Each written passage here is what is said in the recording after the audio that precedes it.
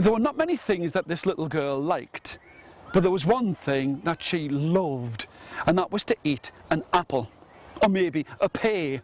She loved how sweet they were, how hard and crunchy, soft and sweet they could be.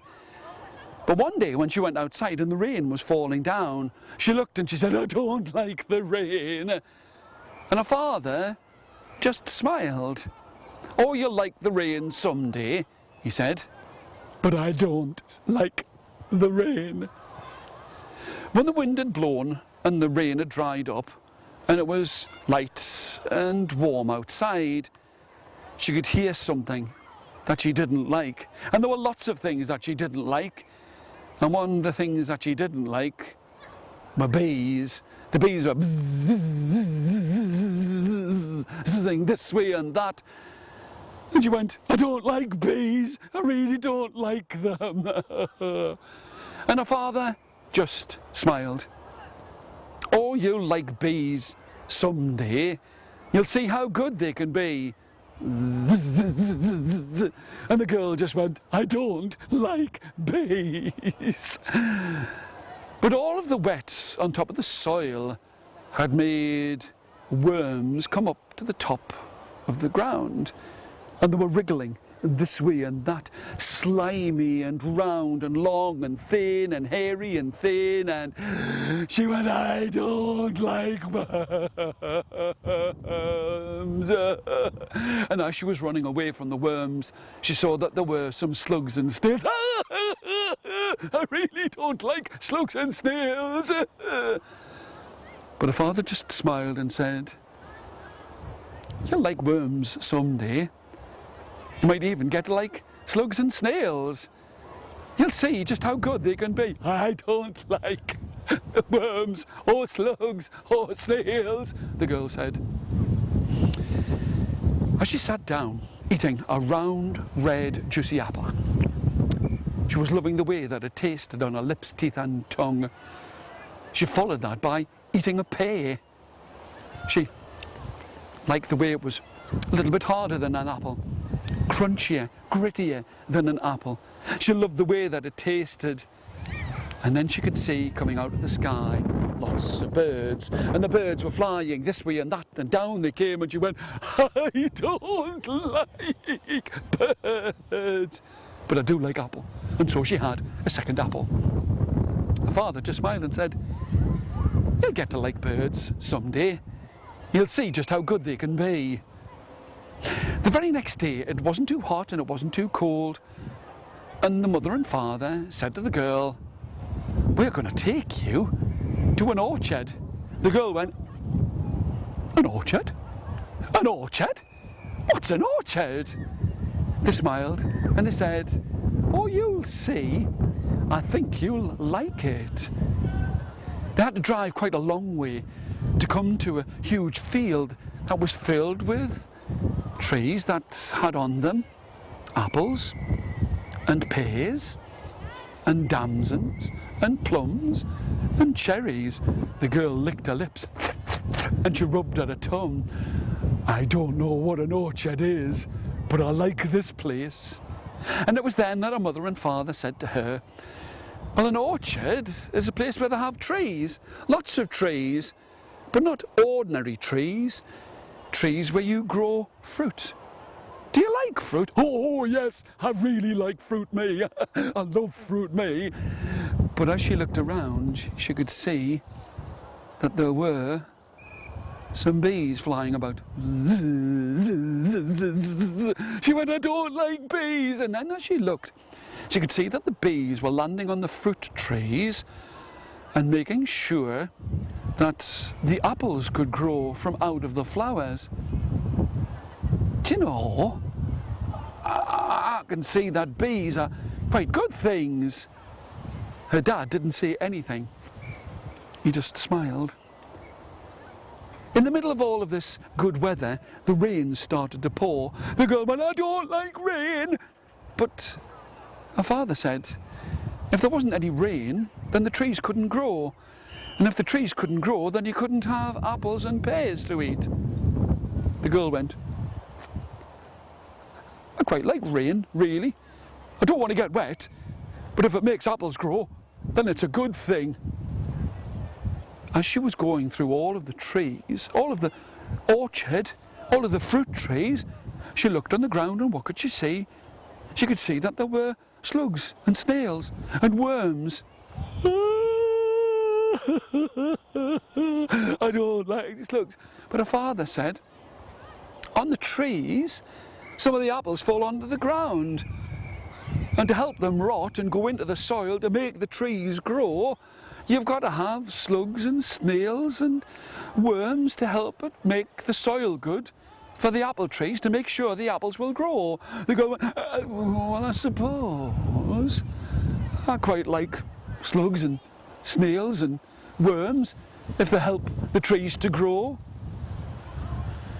The girl loved going round the orchard. She didn't eat too many apples or too many pears or too many cherries or too many plums, but they took some home. And from that time, whenever it rained, she would go, I can see that the rain's going to make the apple trees grow. When she saw the bee flying, I can see that the bees help the apples to grow.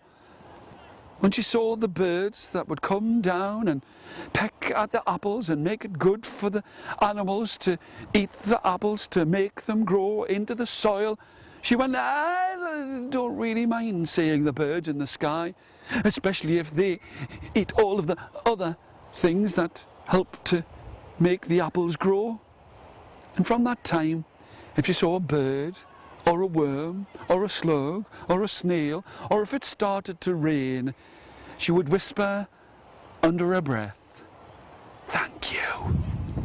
You help to make the apples grow.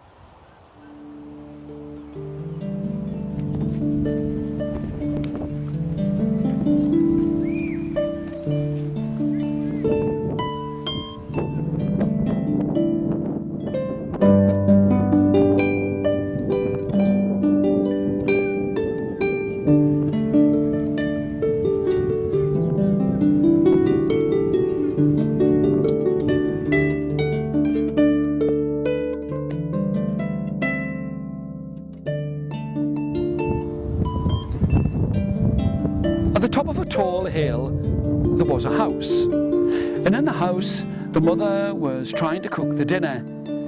Her little son, he had done his homework, he had tidied his room.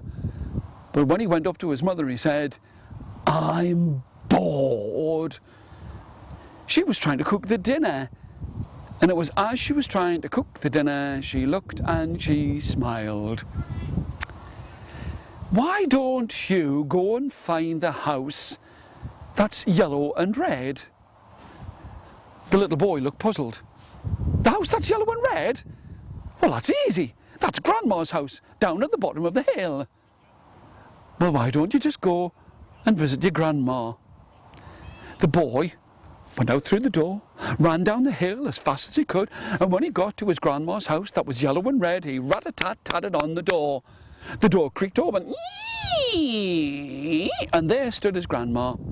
He said, Grandma, Grandma, Grandma, my mum has sent me out to go and find a house that's yellow and red, and that's your house.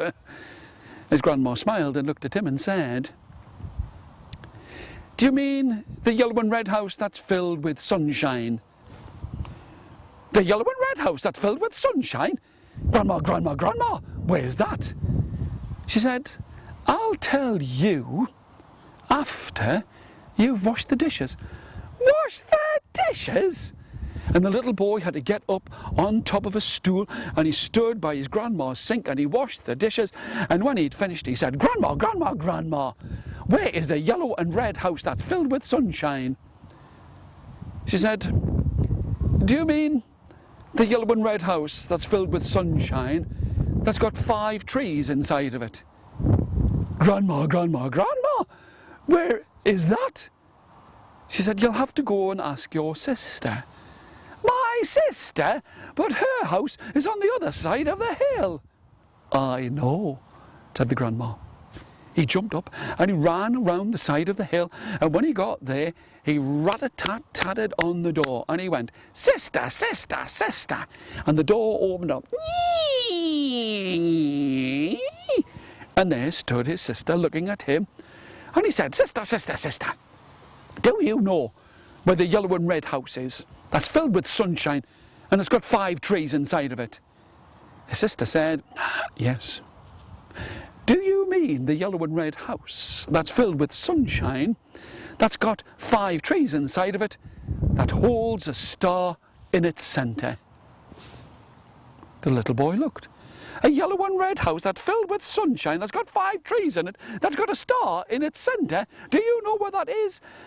And his sister said, "Yes, but I'll only tell you after you've swept the floor." "Sweep the floor?" And the boy started to sweep the floor, and he swept, and when he'd finished he said, "Sister, sister, sister, where's the yellow house that's filled with sunshine, that's got 5 trees inside of it, and it's got a star inside of it? Do you know where that is?" And his sister said, "Do you mean the one that's as sweet as honey?" "As sweet as honey? Where is it?" She said, "You're going to have to ask our mum." "Our mum?" And the boy ran all the way back up to the top of the hill, and when he got home he rat-a-tat-tatted on the door, and he said, "Mum, mum, mum, where is the yellow house that's filled with sunshine, that holds 5 trees, that's got a star inside, and is as sweet as honey? Do you know where it is?" And his mother said, "Yes, but I'll tell you after you've had your dinner." The boy sat down, and he scratched at his chin, and he rubbed at his head, and he thought to himself, "I hope she's going to tell me soon, because I just don't know." And he ate his dinner, and then he said, "Mum, Mum, Mum, where is the yellow house that's red, that's got sunshine inside of it, holds 5 trees, it's got a star in its centre, and is as sweet as honey?" And here his mother reached behind her back, and as she reached, she pulled out from behind her an apple. The boy looked. "But that's just an apple." His mother said, "No. It's yellow and red on the outside. It takes the sunshine to make it grow. When you bite it, it is as sweet as honey. And inside you'll find that there are 1, 2, 3, 4, 5 pips, seeds. And each one of those could grow into a tree. But when you cut it in half and look inside, there you'll see that there is a star with 1, 2, 3, 4, 5 points on it."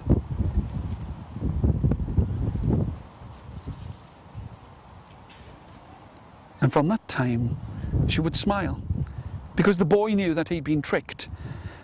He said to her, "Mum, I said to you I was bored, and you made me run all the way down the hill to Grandma's house, and I washed the dishes, and I wasn't bored then. She asked me if I'd run round to my sister's house, and I swept her floor, and I wasn't bored then. And then I had to run all the way back up, and you'd made the dinner in that time, and I wasn't bored." And the two of them sat down and ate some beautiful, round, red and yellow houses.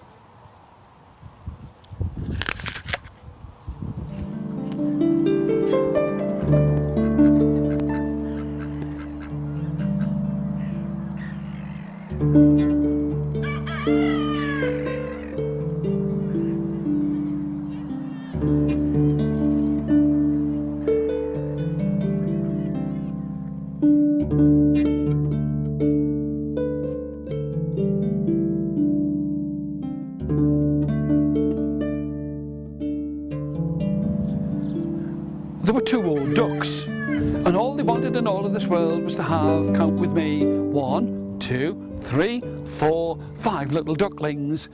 And they looked in the nest, and what did they see? Well, count with me, 1, 2, 3, 4, 5 eggs. The first egg was as big as your hand. The second egg was as big as your other hand. The third egg was as small as your thumb. The fourth egg was as long as your arm. But the fifth egg was a different size and a different shape and a different colour. But they sat down on the eggs and they waited and they waited and they waited and they waited and they waited. There was a scrit and a scratch and a crick and a crack. And the first egg opened up and out came a little duckling and it said, quack. And they smiled and they sat down on the eggs and they waited and they waited and they waited and they waited and they waited and they waited. There was a scrit and a scratch and a crick and a crack.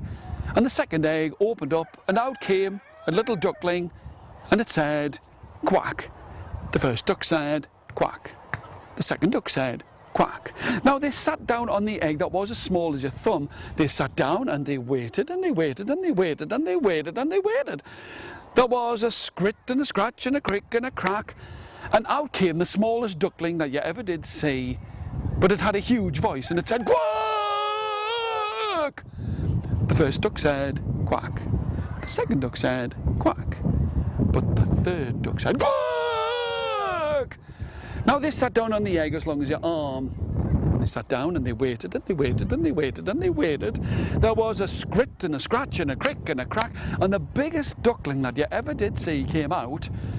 But it had a really small voice. And it said, quack. The first duck said, quack. The second duck said, quack. But the third duck said, quack! Duck number 4 said, quack. And now there was only one egg left.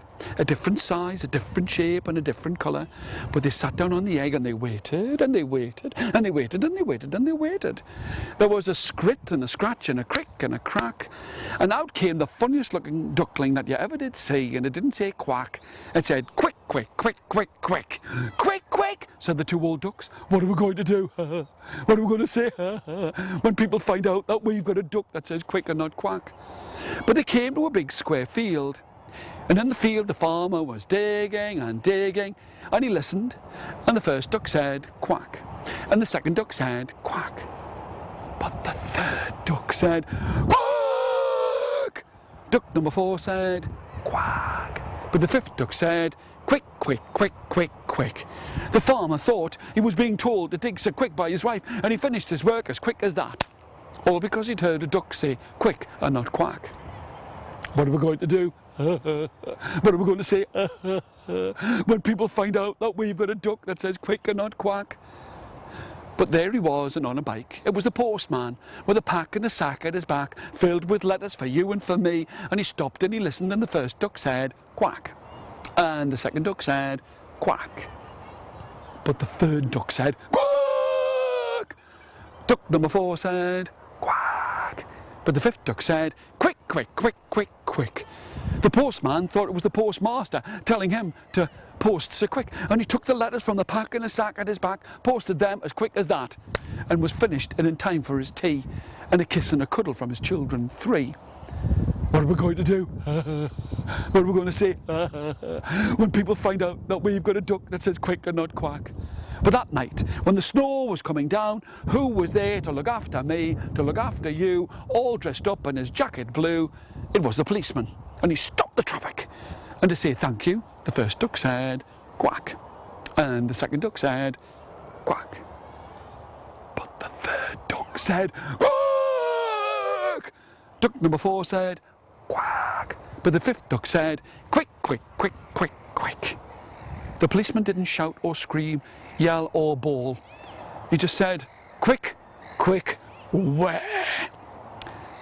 And he listened, and he could hear a dog barking, and the dog was barking as loud as you like, because it belonged to old Tom, and old Tom had slipped on the ice, fallen on his back as quick as that. And because the policeman had heard the dog, the policeman went and helped old Tom. But old Tom's dog looked around and said, where was that clever little duckling that says quick and not quack? And the first duck said quack, and the second duck said quack, but the third duck said quack. Duck number 4 said quack, but the fifth duck said quick, quick, quick, quick, quick. You are a clever little duckling that says quick and not quack.